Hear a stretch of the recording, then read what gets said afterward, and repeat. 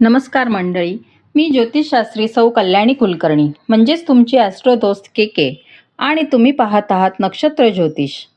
आपल्या चॅनलवर नव्याने आलेल्या सर्व ज्योतिषप्रेमी मित्रमंडळींचं मनपूर्वक स्वागत.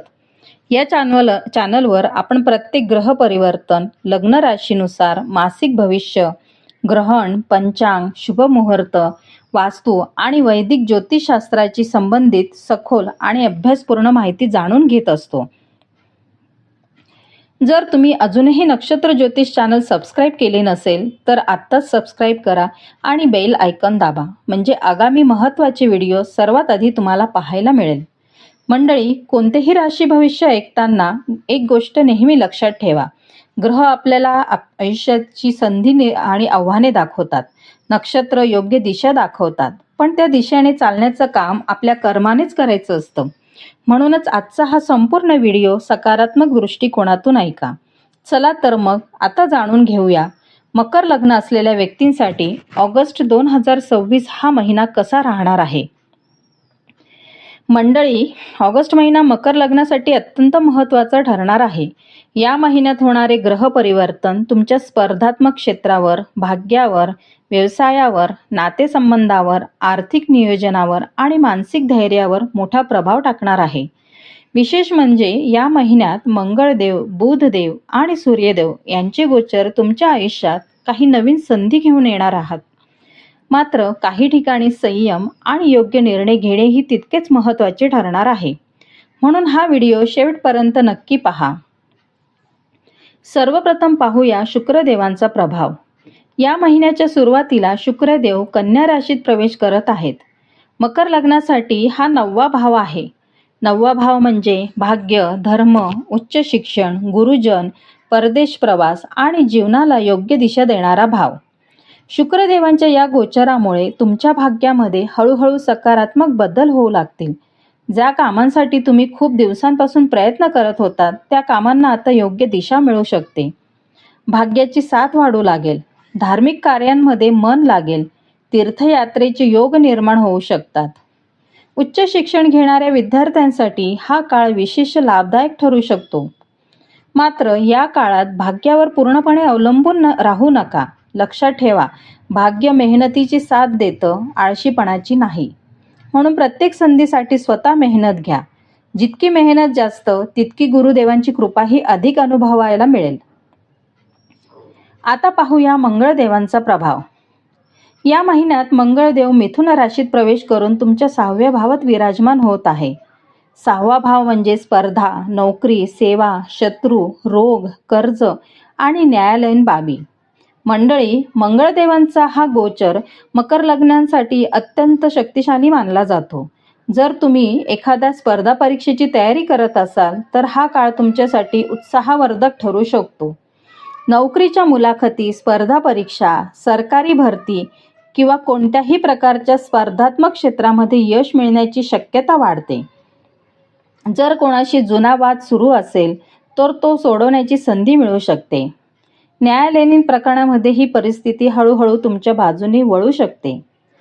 पण मंगळदेव अग्नी स्वभावाचे असल्यामुळे रागावर नियंत्रण ठेवणे आवश्यक आहे. विशेषतः कार्यालयात सहकाऱ्यांशी किंवा कनिष्ठ कर्मचाऱ्यांशी बोलताना शब्द जपून वापरा. तुमचा स्वभाव कठोर झाला तर नातेसंबंध बिघडू शकतात. आरोग्याच्या दृष्टीने पाहिल्यास हा काळ शरीराला अधिक ऊर्जा देणारा आहे. मात्र अति आत्मविश्वासामुळे स्वतःवर जास्त ताण घेऊ नका. पुरेशी झोप घ्या, वेळेवर जेवा आणि नियमित व्यायाम करण्याची सवय लावा. आता पाहूया बुधदेवांचा प्रभाव.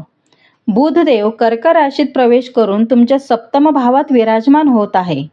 7म भाव म्हणजे विवाह, जीवनसाथी, व्यवसायातील भागीदारी, ग्राहक आणि समाजाशी असलेले संबंध.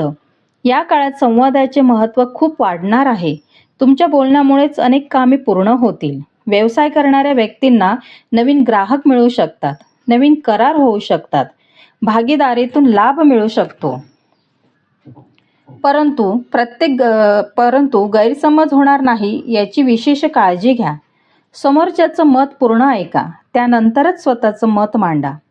ज्या व्यक्ती विवाहित आहेत त्यांनी जीवनसाथीला वेळ देण्याचा प्रयत्न करा. लहान गोष्टीवरून वाद वाढू देऊ नका. एकमेकांशी प्रामाणिक संवाद ठेवा, कारण या महिन्यात संवादच तुमच्या नात्याला अधिक मजबूत बनवणार आहे. मंडळी, ऑगस्ट महिन्याचा हा पहिला अर्धा भाग तुमच्यामध्ये नवीन आत्मविश्वास निर्माण करणार आहेत. स्पर्धेमध्ये विजय, भाग्याची साथ, योग्य लोकांचे सहकार्य आणि नवीन संधी या सर्व गोष्टी हळूहळू तुमच्या आयुष्यात प्रवेश करू लागतील. फक्त अहंकार टाळा, रागावर नियंत्रण ठेवा आणि सातत्याने मेहनत करत राहा. आता पाहूया सूर्यदेवांचा प्रभाव. ऑगस्ट महिन्याच्या मध्यापासून सूर्यदेव सिंह राशीत प्रवेश करत आहे. मकर लग्नासाठी हा 8वा भाव आहे. 8वा भाव म्हणजे अचानक घडामोडी, गुप्तधन, संशोधन, वारसा, जीवनातील परिवर्तन आणि आत्मपरिवर्तनाचा भाव. मंडळी, पहिल्यांदा हा भाव ऐकल्यावर अनेकांना भीती वाटते, पण प्रत्येक वेळी 8वा भाव नकारात्मक परिणाम देतो असे नाही. अनेक वेळा हाच भाव आपल्या आयुष्यात मोठे सकारात्मक बदल घडवून आणतो. सूर्यदेवांच्या या गोचरामुळे तुमच्या आयुष्यातील काही लपलेल्या संधी समोर येऊ शकतात. ज्या गोष्टी आतापर्यंत स्पष्ट दिसत नव्हत्या त्या आता समजायला लागतील. संशोधन, विमा, टॅक्स, वारसा, आर्थिक नियोजन किंवा गुप्त ज्ञानाशी संबंधित क्षेत्रात काम करणाऱ्या व्यक्तींना या काळात चांगले परिणाम मिळू शकतात. मात्र सूर्यदेवांसोबत केतुदेवांचाही प्रभाव असल्यामुळे अहंकार, संशय आणि उतावळेपणा टाळणे अत्यंत आवश्यक आहे. कोणाच्याही हेतूबद्दल लगेच चुकीचा निष्कर्ष काढू नका. विशेषतः कुटुंबातील व्यक्तीशी, जीवनसाथीशी किंवा आर्थिक व्यवहारांमध्ये पारदर्शकता ठेवा.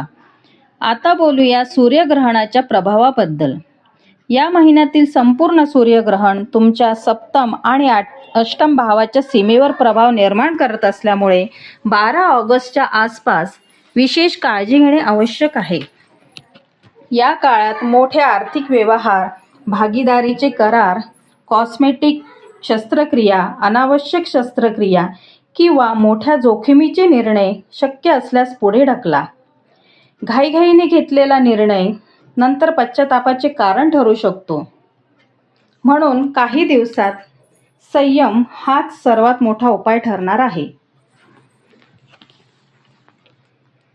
आता करिअरबद्दल बोलूया.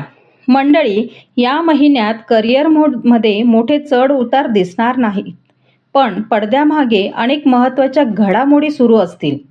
वरिष्ठ अधिकारी तुमच्या कामाचे निरीक्षण करत असतील, म्हणून कोणतेही काम अर्धवट सोडू नका. वेळेचे नियोजन करा, शिस्त पाळा आणि प्रत्येक जबाबदारी पूर्ण प्रामाणिकपणे पार पाडा. आज केलेली मेहनत पुढील काही महिन्यात मोठ्या यशाचे कारण ठरू शकते.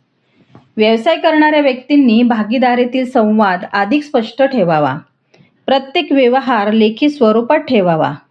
कोणत्याही कागदपत्रावर स्वाक्षरी करण्यापूर्वी ती पूर्णपणे वाचून घ्या.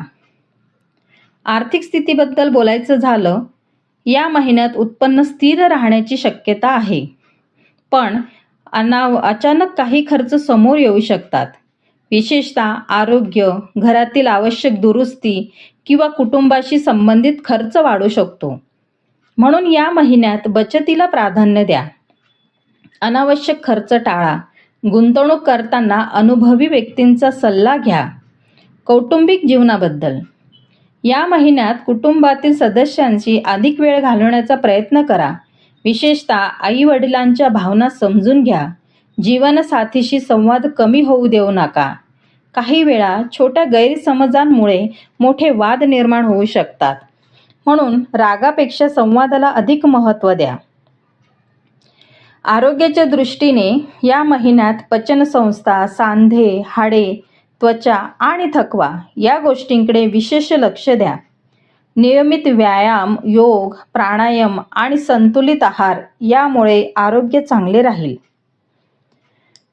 एकंदरीत ऑगस्ट महिन्याचा दुसरा अर्धा भाग मकर लग्नाच्या व्यक्तींना स्वतःमध्ये सकारात्मक बदल घडवून आणण्याची संधी देणारा आहे. संयम, शिस्त, योग्य नियोजन आणि शांत विचार या 4 गोष्टी या महिन्यात तुमची सर्वात मोठी ताकद ठरणार आहे. आता पाहूया ऑगस्ट महिन्याच्या शेवटी होणाऱ्या चंद्रग्रहणाचा प्रभाव. मंडळी, चंद्रग्रहणाचा परिणाम मुख्यतः आपल्या मनावर, भावनांवर आणि निर्णय क्षमतेवर होत असतो. मकर लग्नाच्या व्यक्तींनी या काळात भावनिक होऊन कोणताही मोठा निर्णय घेऊ नये. विशेषतः भागीदारी, आर्थिक व्यवहार, नोकरीतील बदल किंवा कौटुंबिक वाद या बाबतीत संयम ठेवणे अत्यंत आवश्यक आहे. या काळात मन थोडं अस्थिर होऊ शकतं. काही जुन्या आठवणी, जुन्या समस्या किंवा अपूर्ण राहिलेली कामे पुन्हा समोर येऊ शकतात. पण घाबरण्याची गरज नाही. या काळामध्ये स्वतःमध्ये सकारात्मक बदल घडवून आणण्याची संधी म्हणून पहा.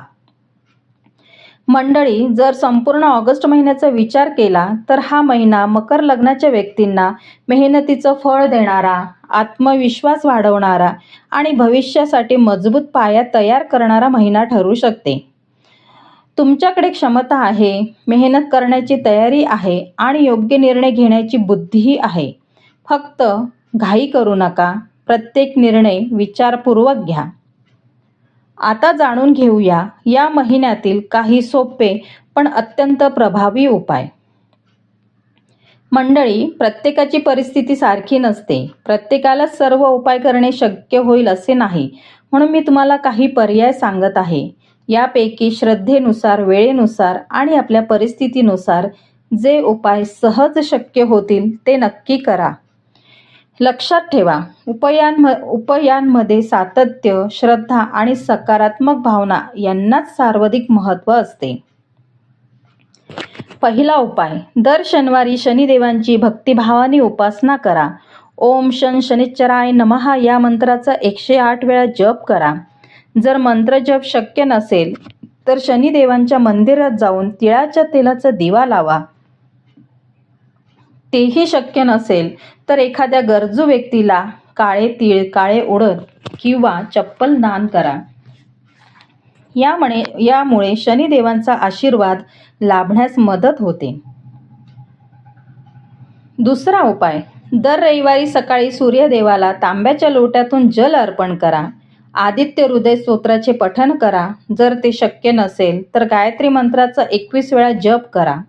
यामुळे आत्मविश्वास वाढतो, निर्णय क्षमता मजबूत होते आणि करिअरमध्ये सकारात्मक ऊर्जा निर्माण होते.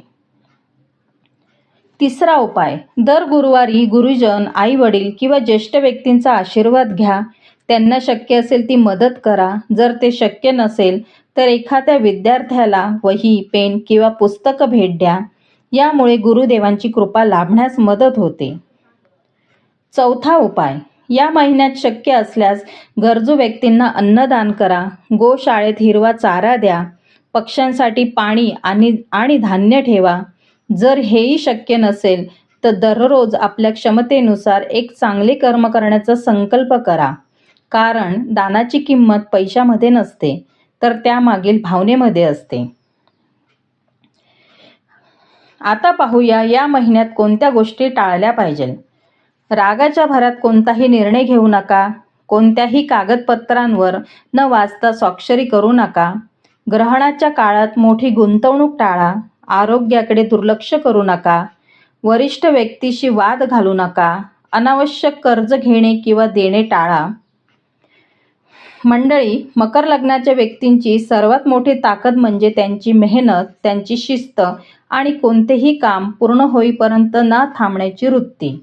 ऑगस्ट 2026 हा महिना तुमच्या या गुणांची योग्य परीक्षा घेणार आहे.